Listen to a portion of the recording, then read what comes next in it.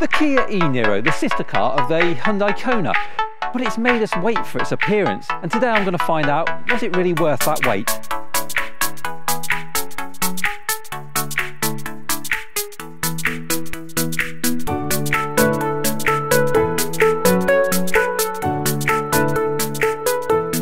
And welcome back to JustEVs, who have very kindly lent us their eNiro for the day.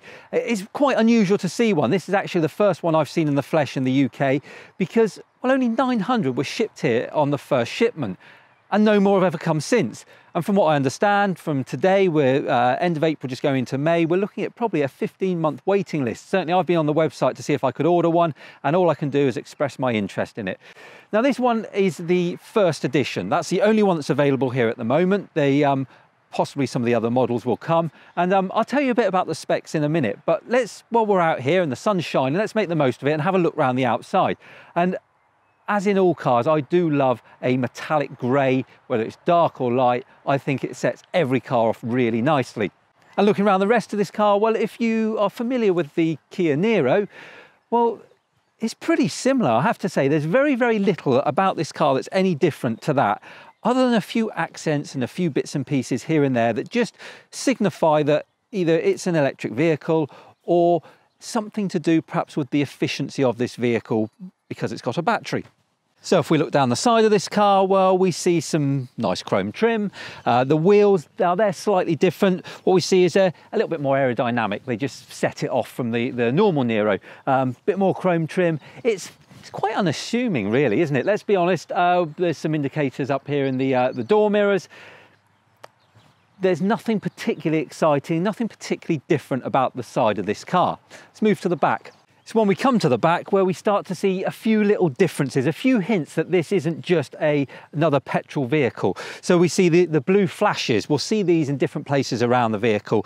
What I do like particularly back here is these lights, the LED lights that go round the outside, and then the other lights that are set within. I think that's quite striking, quite a good look. On this particular model, we see a camera which is under the rear wash wipe that looks down, that helps you with your parking. And the bumper itself, I think it's quite a stumpy sort of thing. It's not very wide, and it doesn't protrude too much. But with these extra reflectors and lights down the bottom here, it gives it quite an aggressive look, which I quite like at the back here. Of course, it's when we come to the front of this car that we really do start to see that there's a real difference, that this is an electric vehicle. The grille, for a start, is blanked out completely, and there's these sort of little diamond shapes, but they're not too deeply cut in. That's going to be pretty easy to clean and no problems with that. We see these blue flashes again. One of the biggest criticisms about this vehicle is these headlights. They're traditional headlights that are going to sap lots of your energy. There's no LEDs and there isn't an LED option. Why, I have no idea, but that's what you're stuck with on this car. Other things that differentiate this car, well, we've got a charging flap over here on the front of the car. A lot of people like it on the front of the car because it means you can just drive up to wherever your charger is. It's personal preference. The leafs on the front, I've never had a problem, albeit I would always rather reverse into a space. But there it is on the front, nice and easy access, and no worrying about pushing buttons inside. You just touch it and it opens up. CCS charging, and it goes up to 100 kilowatts if you can find a charger that will go that fast. So you can plug into the CCS and 0 to 80% in just over 50 minutes. As you can see, I'm not getting overly excited about this car. It's very nice. There's absolutely nothing wrong with it, but there's nothing flash about it either. I think if this car was to have a name, this car would be called Nigel, but it would insist on us all calling it Nige because it thinks it's a little bit more funky. Now, there's nothing wrong with Nige. Nige is a lovely bloke. We all know a Nige, and we all get on very well with Nige. But sometimes Nige likes to wear his 16-year-old son's trainers, and they don't look that good. But we don't tell him because we like Nige. And I think some of the places around this car, you'll see Nige's 16-year-old's influence. And, well, I think we can probably forgive him for it, but we all know they're there, don't we? Having just pulled away in this car, I can say this is definitely more Nigel than Nige inside. All those flashes and bits of colour that almost feel a little unnecessary have disappeared in here. This feels very grown up. And the first thing I noticed as soon as I got in here was the noise that this car makes. It's that kind of low bomber noise that we've heard in the Renault Zoe, we hear it in the Kona. It just to tell people outside that you're nearby, and it gives a sound just to warn them of your presence. But it really does, you can really hear it in the cabin here.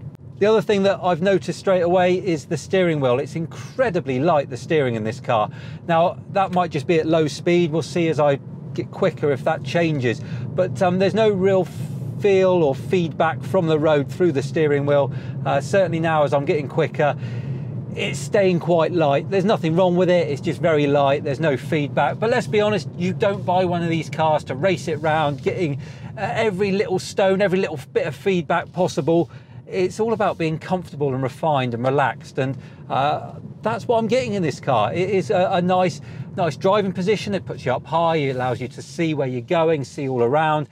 Visibility all round is very, very good. The back windscreen, I think you might actually have slightly more visibility out the back than you do with the Kona. It feels a little bit bigger, that hole at the back of the car. As far as facts and figures are concerned for this vehicle, we've got a 64 kilowatt hour battery. Now, what I really like about these new electric vehicles is they're telling us what usable battery capacity we've got, not the total, which in the old ones, like my Leaf, it told us the total and we could never actually access that whole battery. So the battery is bigger than 64 kilowatt hours, but that's what's usable in it.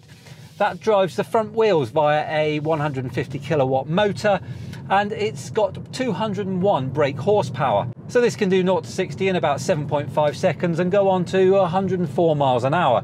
All figures that are more than adequate for a compact SUV that you expect to move your family around in. But the most important figure that anyone's concerned about when it comes to an electric vehicle of this type is how far it can go. Now, the WLTP range is over 280 miles. We can't always guarantee that that's correct, but with this car, real world findings are well over 250 miles, and people are definitely getting that kind of range out of this car. So this vehicle could probably be charged once a week, twice a week for most people, if you and do it at home, do it on a public charger. It doesn't matter, it's not inconvenient. So this and the other vehicles in this price sector really are pushing the boundaries now, and really are getting to a point where it's achievable for people to be able to afford to buy an electric vehicle, do the mileage that they think they need to do, and more realistically, what they actually need to do.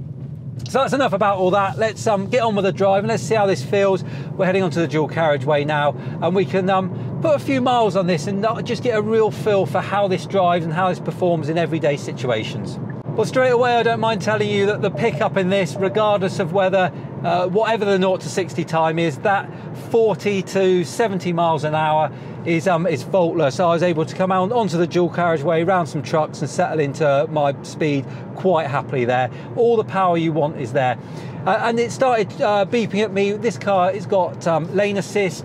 It's got adaptive cruise control. It will sit in behind a car and keep your distance wherever you want. So it's got the toys and the gadgets that you expect from a car of this price point. The other nice thing about this car is its regenerative braking. You've got 3, if not 4 modes. So let me explain. The 4 modes go from 0, 1, 2 and 3. 0 is no regenerative braking at all. So when I lift off the accelerator, this car just rolls as if it's in neutral. Then starting at 1 up to 3, it gets progressively harsher. So at level 3, as soon as I take my foot off the accelerator, it feels like you're applying the brakes, but that's all that energy going back into your battery and recharging it as you go. And that can't be any small part responsible for that extra mileage that you can get. If you're going to be driving around the town, or when you're slowing down, if you really use that regenerative braking as it's meant to be used, you will get an awful lot of charge back into your battery.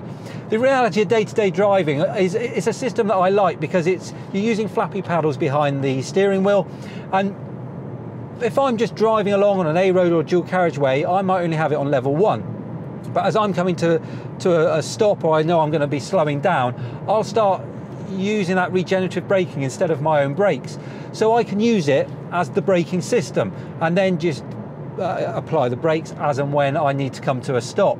So by doing that, you're making full use of the system, getting all the energy you possibly can back into the battery, And actually, it's a really intuitive way of doing things. It's not difficult at all. I don't find it, I don't have to think about it. I just do it as I'm going along, and that's having only just stepped into this car, really.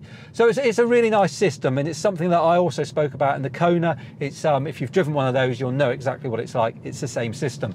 And in this car, for Kia, like most of their other cars, they're confident in the build quality of it, and they're confident in its longevity. So they've given you a 7-year or 100,000 mile warranty on this car. So any of those fears you've got about buying an EV, I think that speaks volumes.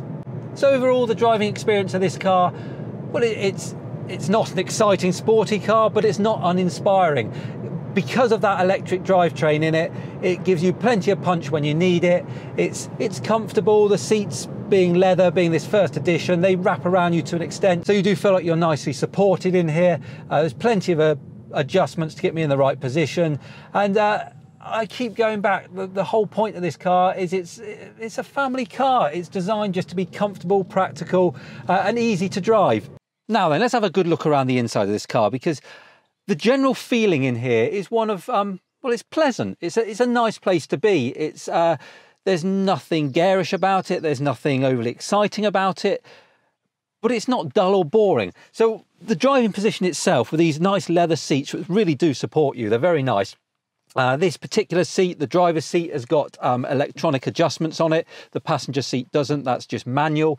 The steering wheel, it's got this kind of nice leathery kind of feel to it with the stitching. All my controls are on the steering wheel, and it just feels nice and big and chunky in your hand. As far as adjustments concerned, where we can reach and rake and up and down, so you can get yourself in a really good driving position.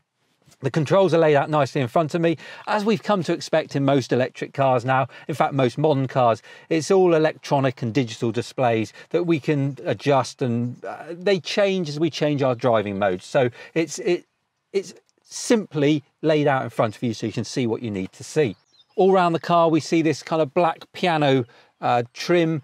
It's not my favourite, but there's not a lot of it in here, and where it's been used, it looks quite nice. I worry about this piece near the door handle, especially if you wear rings and things. I think that'll get scratched really, really quickly and really easily. Of course, the centre of any vehicle nowadays is its entertainment system, and this one is pretty good. It's simple, but really easy to use and really effective, which is what I like, because when you're driving along trying to change a radio station, you don't want to be faffing around looking. You just want to know where things are and be able to go straight to them. So the screen gives us all the information we could want, and everything, again, we've come to expect from electric vehicles about the state of the battery and the range and everything else you need to know on there.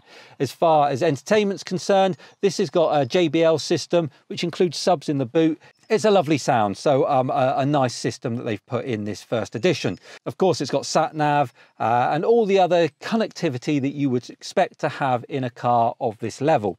When we come away from the screen below, we've got more buttons and more controls, which again are simply laid out. There's nothing here that looks fussy or cluttered. A lot of what we do on the screen, you can also do using these buttons. So I've got radio, media, my maps, everything's there as well. And then we come down to our climate control area, which the one thing that I think is worth mentioning on here is that you can zone off the driver. So I don't have to heat and worry about the whole cabin. I can just, if I'm in here on my own, I can just cool down or warm up myself. This also comes with a heated steering wheel, heated seats. There's an air source pump under the bonnet, which drives all this heating system, and while we're on it, the battery itself is liquid cooled, so it can warm itself up, cool itself down accordingly to look after itself. Below the climate controls, we see there's this nice little ledge that you can quite easily fit your mobile phone in, which is great, because just below it we see a USB charger that allows us to then charge the phone from it. And this is where things get a little bit different then from the other versions of the eNiro, because of course there's no gear lever, there's none of this linkages and the bits and pieces underneath that you need. So they've freed up some more space down here, which means there's this lovely big cubby hole which has got all my bits and pieces in. Above that, we've got this nice lip that comes out and gives us the this twisty knob. Twist it left, you go to reverse, twist it right, you go into drive, the centre is neutral, and I've got my heated seats, heated steering wheel, my drive modes, and my electronic parking brake. That's all there, nice and easy to use, nice and big, with a big P button in the middle to park it. And then my favourite bit of all this storage is this big centre console here. So it can be covered, keeps everything neat and tidy. It's a great big hole just to put all your junk in and keep it all out of the way. But my favourite feature on this is that if I don't want to store it with all my junk, but actually I want a cup holder, I've got a little push button that when I press it, the cup holders slide round and I can have one or two lovely sized cup holders that I can put my coffee in, and I know it's nice and safe out the way there. When I'm not drinking my coffee, I just push them out the way and I've got my nice big cubby hole back again. And that's complemented by another nice big space here, which has got our another USB charger in. So you could tuck your phone away in there if you wanted. You adapt this space how you see fit. I think all this area here has been really nicely thought out. It's not just they've got some room so they've stuck a hole. They've actually thought about what they're doing and how you as a driver or a passenger might use this area. Looking at the passenger side of the cabin, well, we've got this glove box, which is a reasonable size. It fits the bits and pieces in that you need. There's nothing too exciting about that. A couple of vents over there. Just the general look of the dashboard is quite plain. The materials are of average quality, I would say. The build quality does feel good, but you know, this is a Kia. This is what you expect. You expect really good build quality with all right materials that you know this car's going to last. It's not going to fall apart within a year of you buying it. And just on the dash here, which I really like, we don't get it on all the EVs, is this little bar that tells us the charging status when the car's plugged in. So that's the front of the car. Let's jump in the back and see what it's like there.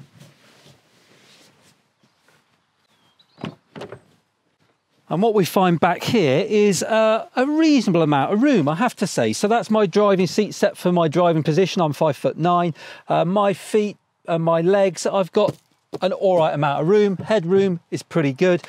Back here as a passenger, well, what have I got? I've got a net to store stuff in. I've got some vents here.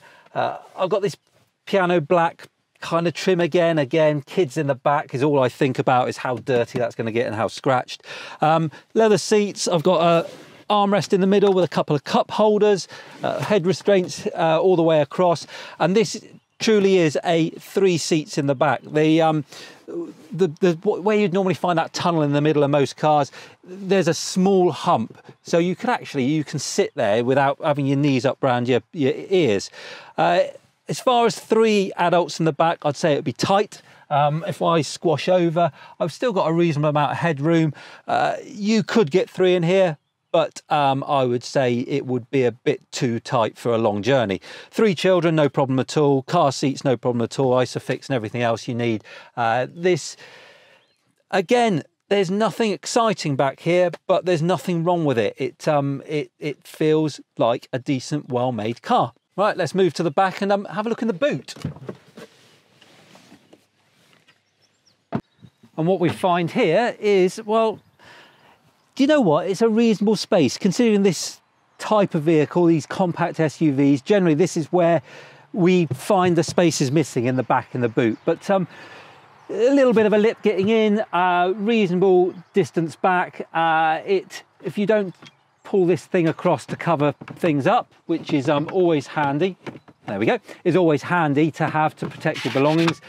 You get a little bit more room at the top. Interestingly enough, because of that JBL speaker system, you get this sub in the back. So on this side, you've got a nice cutaway area. On this side, you've got the sub, which has taken that away. So, you know, sometimes these little cubby holes are quite handy just to store stuff out the way when you then want to put boxes in. What is nice though, under here we've got a separate storage area, and your charging leads will comfortably fit in there along with some other bits and pieces. You know, there's loads and loads of room in there. So there you go, the Kia eNiro, a 33-ish £1,000 car here in the UK. That's with all the grants applied. It's the first edition, and well, if you can get a hold of one, you're very, very lucky. There's certainly not many about at all. Well, what do I think? Ultimately, this car is definitely more Nigel than Nige, and that's a good thing. it's a good, dependable car that you would want to have around you. It's got everything you need as for a family of maybe 3 or 4. You wouldn't be wanting for room or space, certainly just for your everyday driving, the everyday things that you do. And you've now hit a price point where I'm going to say affordable. Of course, everybody's budgets are different, but we're now heading much, much closer to, with the equipment level that's inside this car, it's so much closer to what you would pay for a similar ICE one. The times are really starting to change now, and that's a really good thing, because it gives us as consumers that much more flexibility and that much more option when we come to buy our cars.